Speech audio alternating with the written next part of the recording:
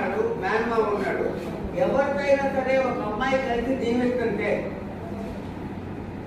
అతమెంతోనే కాదు కదా, అన్న చెల్లెళ్ళు ఉంటారు, మేనమామ మేనకోడు ఉంటాడు, బాబాయి కూతురు ఉంటాడు. ఇట్లా ఉన్నప్పుడు ఎవరైనా సరే ఆ అమ్మాయిని సరిగ్గా చూడకపోతే, ఇంట్లో కరెంటు బిల్లు కట్టకపోయినా కేసు పెట్టాలి. అంటే మనం చెప్తున్నాం కదా, మేనమామలు చెట్టు పిల్లల పైన మీద ఆస్తులు ఉన్నప్పుడు మేనమామలు, బాబాయిలు, అన్నలు వీళ్ళందరూ సరిగ్గా చూడరు. అలాంటప్పుడు వాళ్ళ మీద కూడా గృహిణి చట్టం కింద కేసులు పెట్టాలి. ఇంకా అన్నింటికంటే మనం చెప్పాల్సింది ఏంటంటే పోక్సో కేసులు ఉన్నాయి.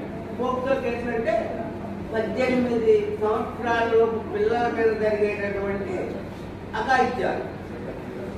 18 ఏళ్లలోపు అమ్మాయి మీద జరగవచ్చు, 18 ఏళ్ళలోపు అబ్బాయి మీద జరగవచ్చు, 18 ఏళ్ళలోపు ట్రాన్స్జెండర్ మీద జరగవచ్చు.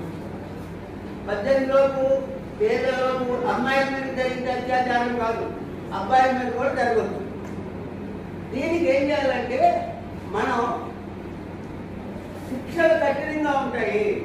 20 ఏళ్ళ వరకు జైలు శిక్ష, 10 ఏళ్ళ వరకు జైలు శిక్ష, లైఫ్ శిక్ష ఉంటుంది.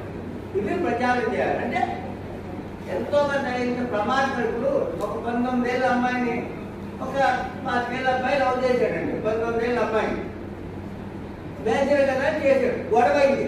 అప్పుడు ఏం చేస్తారు, ఈ అమ్మాయిని 16 ఏళ్ళ నుంచి లవ్ చేస్తున్నారని పోక్సో కేసులు పెడతారు. అందుకని అసలు లవ్ అనేదే ప్రమాదం అని చెప్పాలి. మనం ప్రమాదం అని చెప్తే ఖచ్చితంగా తగ్గుతాయి. ఇప్పుడు మనం ఏం చేస్తాం, ఒక 10 అంతస్తులు మేడ నుంచి ఎందుకు దూకుడు, ఎవరైనా దూకితే కాళ్ళు తిరుగుతాయని తెలుసు. అలాగే ఇలాంటి లవ్ వీటిలో పడితే ఎంత ప్రమాదం ఉందని మనం సమాజంలో చెప్తే ఎంతో కొంతమంది అంటారు. అందరు ఏంటో 1000 మందిలో 5 అయినా అంటారు. అంటే 5 మనం మార్చి ఆ ప్రమాదం నుంచి బయటపడేసినట్టే కదా లెక్క. కాబట్టి ఏంటంటే ముందు ఈ చట్టాలు మనకు తెలియాలి. సపరేట్గా 2 రోజులు క్లాసులు ఉంటాయి. ఆ క్లాసులు అయిపోయిన తర్వాత మీకు ఇలాంటి చట్టాలన్నీ చెప్పిన తర్వాత ఒక ఎగ్జామినేషన్ ఉంటుంది. ఆ ఎగ్జామినేషన్ పాస్ అయిన వాళ్ళకి మాత్రం ఐడెంటిటీ కార్డు ఇస్తుంది. అంటే ఐడెంటిటీ కార్డు ఇవ్వాలంటే ఫస్ట్ మీకు ఆ చట్టాల పట్ల అవగాహన రావాలి.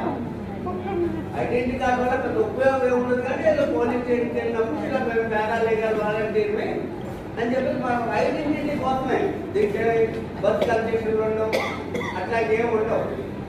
మనకి ఒక ఐడెంటిటీ కార్డు